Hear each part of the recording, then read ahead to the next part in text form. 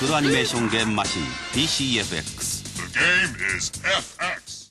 Hey everybody, welcome back to Video Game Esoterica. We got a brand new series starting today, and that is on the NEC PC-FX, the follow-up console to the PC Engine and the TurboGrafx. And I couldn't call this channel Video Game Esoterica if I didn't take a deep dive in some of the rarer and more obscure hardware out there.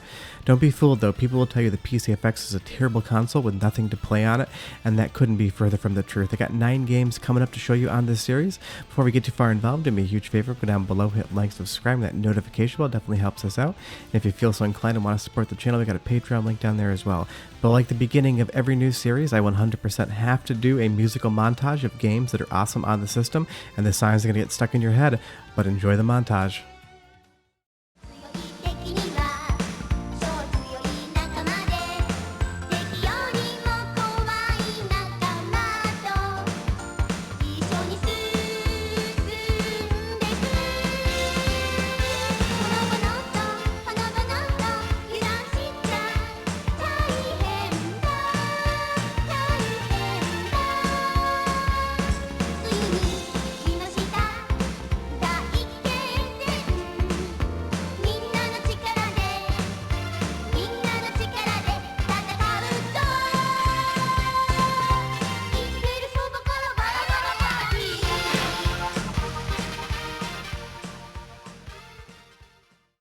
So yeah, my apologies in advance, but I absolutely think that song is so catchy, and it's probably going to be stuck in your head because it's definitely going to be stuck in mine all day after recording this voiceover.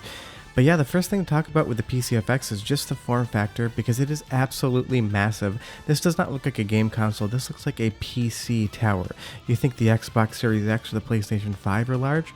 They certainly are, but NEC was doing it first. And I love that they even incorporated the logo as the actual power button with this top loading CD mechanism. It's unlike any other industrial design as far as consoles were concerned when this came out, and I think it looks absolutely outstanding. I need to retro bright mine because it's not as white as it could be, but I think even though people like to make fun of the console for being so large, I think it's actually a really good design. And a lot of the design was factoring in further expansion that unfortunately never happened because the system was not a success. But like a lot of consoles, they're just expansion ports that never got used. But this system was definitely designed to be expandable. But taking a look at it from the Duo R side, you can definitely see a lot of similar design language. You have the top loading CD drawer on the Duo R, and you have that on the Duo, Duo RX, and the Turbo Duo as well. So it is a very similar concept. Even the memory card door right here opens in a similar way to the HuCard slot, so you can definitely see that the designers of the case hardware themselves were thinking about previous hardware. And unfortunately, you would think, make it backwards compatible. The PC Engine was such a hit. Unfortunately, it's not. You can see where a HuCard can fit in this door, but it is not intended for that. It actually holds a backup memory card, which I do not own. And the system has enough memory so that, if you delete a few games here and there, you'll be fine without it. And unfortunately, that memory card works on AA batteries, and I've seen a lot of ruined PC-FX motherboards online because if the batteries leak, the acid goes right into the motherboard. And again, not backwards with CDs either. I don't know why NEC didn't make this thing backwards compatible. It would have been a huge hit and a new way to play PC Engine games, bringing that audience over. But NEC just felt like doing something completely different with the PC-FX, and unfortunately we know they definitely failed with that. But I do love the power button. And taking a look at this door here again, it's a really interesting design. There's 3 different expansion ports on this console. This was intended for the memory card, and that gives you 128 kilobytes of backup storage. And then you have a proprietary controller connection as well. So NEC just decided to throw out the entire PC Engine design with the PC-FX and do brand new hardware. But around the back, you're going to see that we have just this big sticker giving us the serial number, the voltages, and different data that it can handle. And it is both PAL and NTSC compatible, but this never left Japan, so clearly they were intending it on going somewhere.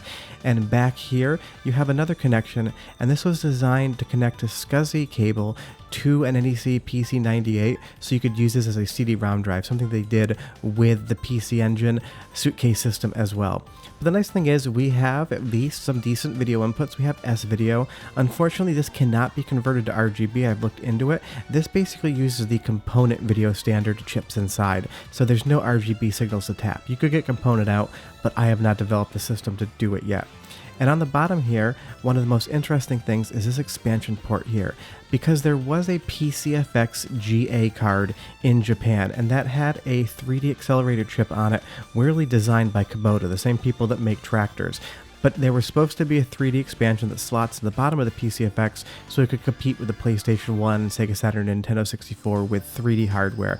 That was never actually brought to the PC-FX. It's only available for computers, so the PC-FX is 3D capable, but only if you're playing on one of the computer-based cards. There's one for DOS and there's one for PC-98. I wish I could have shown you guys footage. I don't own this card and I'm not buying it. I asked a few people if I could use their footage. I never got a response, and I don't borrow footage without getting permission on the channel, so you can Google it if you want. But taking a look at the case design, I just love it. These vents here don't really do anything. They're mostly just ornamental. But if I put my hand on the side of the console, you can just see how massive it really is.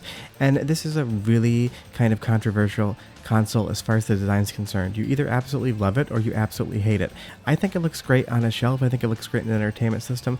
I can't get enough. But what I will say, of all the consoles I own, of all the arcade hardware I own, the PC-FX is the most difficult system to take apart and work on as far as the motherboard's concerned. You'll see that there's just 4 screws on the bottom, and that's all we need to unscrew to start getting into this console. But whoever designed the case must have loved plastic manufacturing, because there's so much press fit plastic tabbing in this thing. Taking it apart isn't that hard.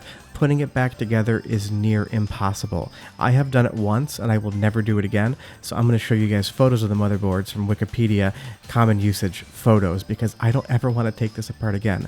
You'll see we have the gearing for that top loading tray, and luckily the CD potentiometers are accessible without having to take the entire system apart. Taking this one shield off isn't too bad. Getting to the power supply is not horrible, but getting to the actual motherboard, you'll see in a second, is a nightmare. I do not know why they decided to design the system the way they did. You'll see even trying to get this panel in, it's not easy. You have to put pressure on it at the point where you're wondering, is it going to snap? And this plastic is over 20 years old at this point in time, so you want to be very delicate with it. But around the motherboard side, you take the side panel off to access the motherboard, and let's see what we're greeted by.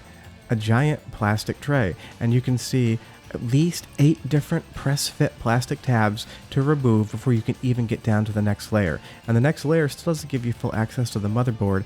I don't know why they did this. It's certainly rigid, but it is a mess to work on. But this is what the motherboard looked like. It's basic. There's a lot of bodge wires. This was supposed to be the Iron Man board where they showed High-10 Bomberman demos back in '92, but they delayed that console so long it became the PC-FX. So this hardware is definitely old, and that's one of the reasons why it doesn't support 3D graphics. Even the original Iron Man board had rudimentary 3D, but when they realized they couldn't keep up with what PlayStation and Sony were doing, they dropped the 3D entirely and made this a 2D powerhouse system with a lot of really good JPEG FMV playback. But as far as the games are concerned, there's a lot of good ones, and I love the packaging that they come in. You get jewel case CDs as well, but I don't own any of those. But you get these really big, hard plastic clamshells that look absolutely great on a shelf. And if we pop them open here, you get full 3D color manuals, awesome discs.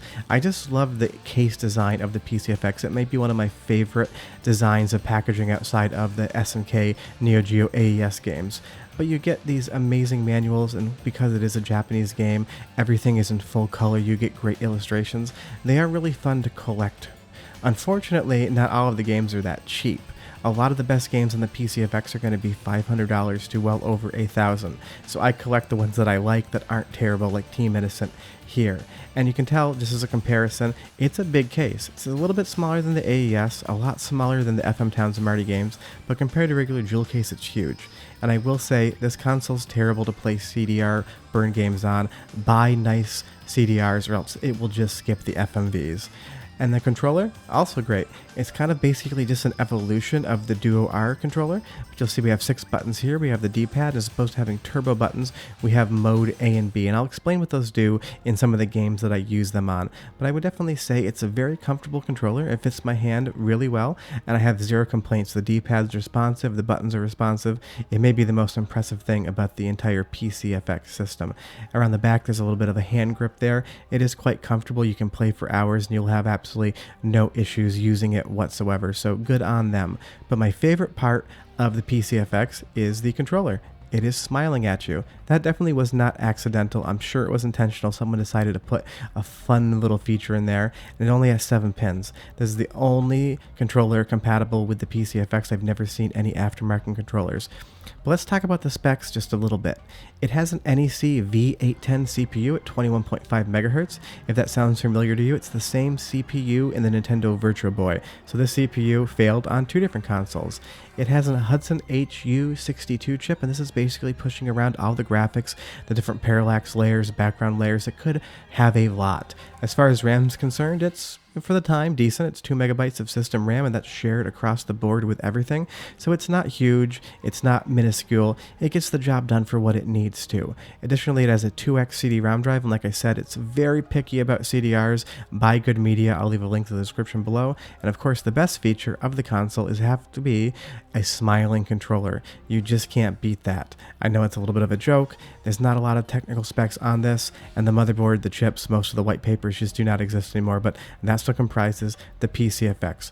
But 100% is a console that has good games on it. I'm going to be showing you some of those games throughout this series. I picked 9 out that are my favorite. There's only 62 total games on the console, but about 9 of them are definitely worth playing, and if you're a hardcore collector and want to pick one up, definitely check it out. Short of that, we will have a PC-FX video for the next 9 Tuesdays, and I'll have videos on Wednesday, Thursday, Friday, and Sunday as well. If you have any questions or comments, I'll leave them down below. Love chatting with you guys. And if you can do me a huge favor, hit like and subscribe, and that notification bell definitely helps us out. But yeah, get ready for 9 weeks of PC Engine games. We'll see you next time. Bye-bye.